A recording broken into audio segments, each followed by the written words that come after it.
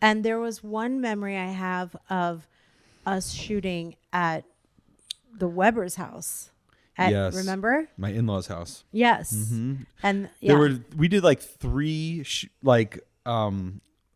scene shoots. So there's the sit down interview, which is you see, and then there's the actuality, which is like reality, which is you put the cast into an environment and see what happens. And yeah, let them do something fun. Like you see it on the Housewives. They always have some party to go to. They have some, holiday to go on, Okay. So an event. An event to bring them all together. You need purpose and reason to bring them all together so they could have these interactions so you can get story. Got it. And what was the third?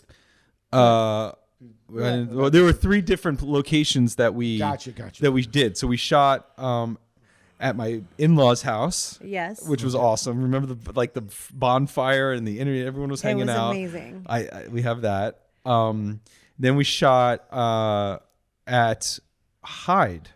Oh yes, that was a big shoot. That was like we went out to the club that night, and if anyone sees, I put it in quotes because like we went and sat in dinner at 14. It was me and I had 2 cameras, and I just shot the 6 of them at 14 before it was Hyde. Lights or any sound or any shit. A little bit, but I sat them near like the chef's table at the kitchen, so all the light from the kitchen was bouncing off like and filling them up. Okay. And I think I put like 1 other 2 little things, but very low key, minimal, and it was just it actually was beautiful. Like it ended up being really because the environment's beautiful. So it's like with the right lighting and the right environment, you should be able to just point a camera and like capture something. A very sexy aesthetic. Very sexy. You didn't have to do much. Yeah.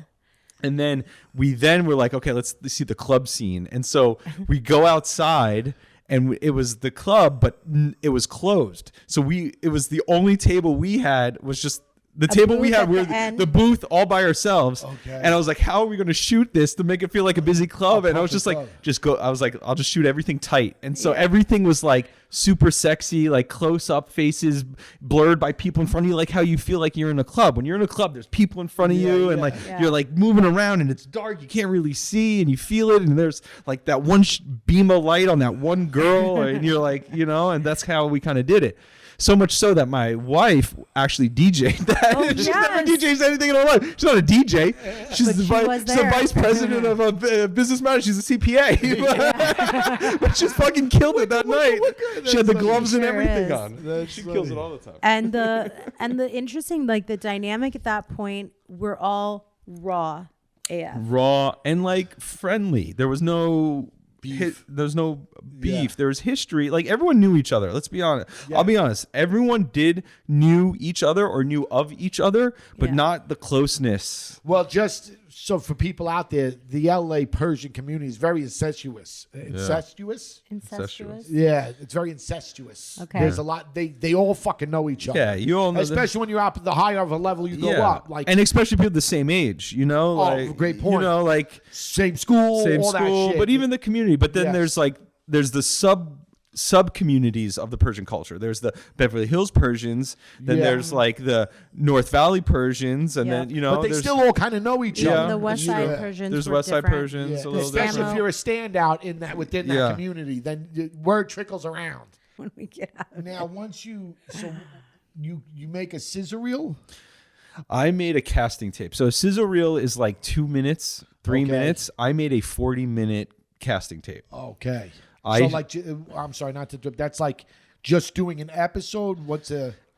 No, because it's just me and a camera. So it wasn't like we had multiple camera crews and multiple scenes. It was basically sit-down interviews cut with B-roll, which is like imagery. B-roll is the imagery you put on top of when people are speaking. It shows them something. Okay. It's like if I was talking about, hey, I love Modelo beer, I show a close-up of the Modelo beer.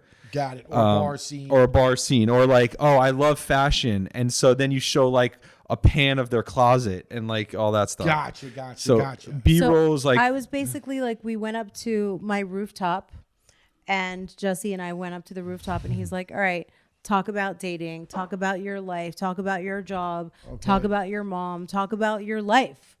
And so, like the Talking Heads, it was the Talking Head interviews. The sit down interviews. Yeah, it was an interview, and then it would pan to Reza and Yeah, my mom there was and like everybody we did like 5 minutes for each person, each And character. Did everybody's parents are involved or just Vida? No, we shot with Reza's parents, but they never really, his mom, but they never really, she never made it to any of the, I think, like full edits. Gotcha. I don't. Vida's a special breed. She's shy. Yeah, it could be. Vida? No.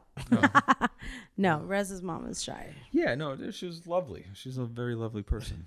Yeah, she's super shy. Yeah. No, she's amazing. I love Yeah. her, but I'm just saying she's not like my mom, like it's out a in front of character. Like, you know, character is a character. A character Yes. pops. A character comes through. You Like, know? everybody. Vida's definitely a character. Yeah. Yeah, like everybody. And so are you. so As I point to true. Tommy.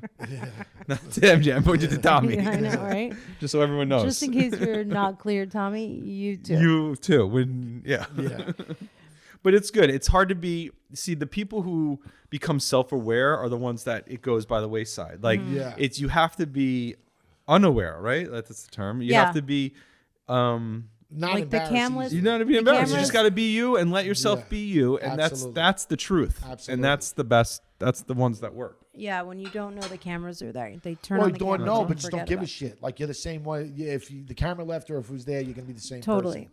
Yeah, definitely. I think that that would anybody that ever asked me about reality TV, that would be the one advice. And that goes back to I think our first episode of this, I wonder. which is that if you're gonna do it, then just be yourself, bro. Exactly. Because everybody's got skeletons in their closet, bro. But if you try to fucking bury the bones, dude, it's gonna come back to bite you.